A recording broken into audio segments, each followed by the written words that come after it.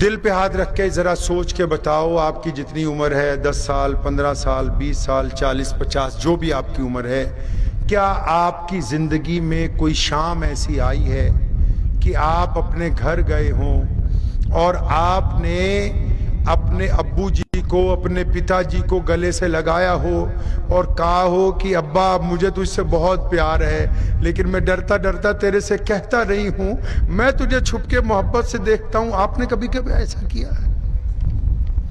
اپنے دل کو جواب دینا ہے آپ نے، مجھ کو نہیں۔ اور جن کے ابا نہیں ہے نا، وہ کسی شام قبرستان چلے گئے ہوں، اپنے باپ کی قبر کے پاس بیٹھ گئے ہوں، محبت سے ایک ہاتھ اپنے باپ کی قبر پہ پھیرا ہو اور یہ کہا ہو کہ ابو جی میرے پاس اب پیسے بھی ہیں، گھر بھی ہے، گاڑی بھی ہے، بچے بھی ہیں، اگر کوئی گھر میں اب نہیں ہے تو بس آپ نہیں ہے۔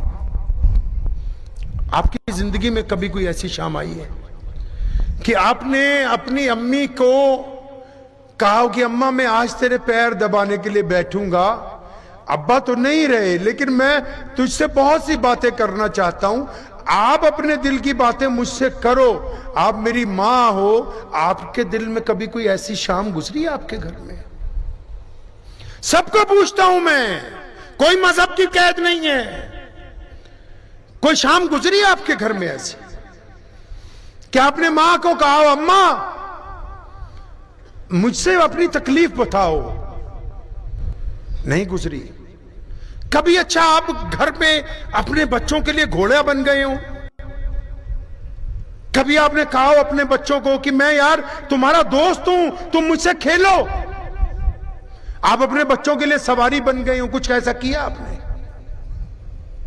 اچھا کوئی شام آپ کی ایسی گزری ہو کہ جن دوستوں کے ساتھ آپ روزانہ چائے پیتے ہیں، آپ کو پتا ہے کہ ان میں ایک انڈسٹریلسٹ ہے، ایک سرکاری ملازم ہے، ایک کھیت کا مزدور ہے، ایک ریڑی والا ہے، دوست تو دوست ہی ہوتے ہیں بچپن کے، تو آپ کو پتا ہے کہ میرا ایک دوست کمزور ہے، فائنینشلی بڑا کمزور ہے، تو کوئی شام ایسی گزری ہو آپ نے اپنی حیثیت کے مطابق چند ہزار، چند سو، چند لاکھ روپے ایک لفافے میں ڈال کے رات کے کسی پہر چھپکے سے جا کے اپنے دوست کے گھر میں پھینک کے آئے ہو کہ میرا دوست مانگتا نہیں ہے نا، اس کی بے عزتی نہ ہو جائے، مجھے بھی دل کو ٹھنڈک پہنچے، میرا رب مجھ سے راضی ہو جائے، یہ پیسے میں اپنے دوست کو بچا دوں؟ آپ نے کبھی کچھ ایسا کیا؟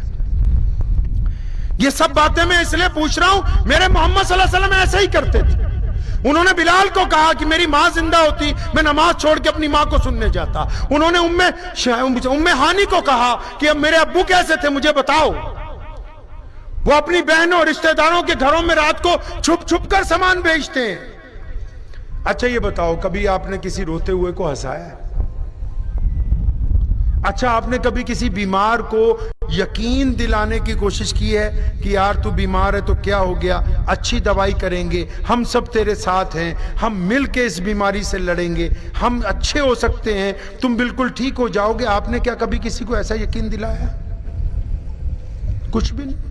کبھی آپ نے راستے میں یہ ہائی وے پہ جاتے ہو کار روک لی ہو، سائیکل روک لیا ہو کہ کوئی پتھر گرا ہوا ہے، میں اس کو اٹھا کے ایک سائیڈ پہ کرتا ہوں کہ رات کو کوئی اور گزرے گا، کسی کا موٹر سائیکل سلپ ہو جائے گا، کسی کے بچے کی ہیڈ انجری ہو جائے گی، کوئی مرنے سے بچ جائے گا؟ آپ نے کبھی کچھ ایسا کیا ہے؟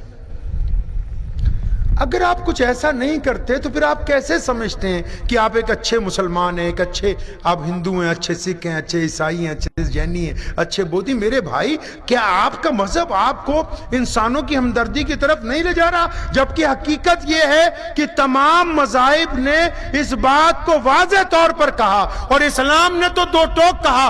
اللہ نے یہاں تک فرمایا کہ تمام انسان میرا کنبہ ہیں، اگر تم کو میرے کنبے سے نفرت ہے تو پھر میرے حضور مانگنے کے لیے کیوں آتے ہو؟ اب جب تم رب کے کنبے کے لیے کچھ نہیں کرتے تو پھر بتاؤ کس کے لیے کرو گے؟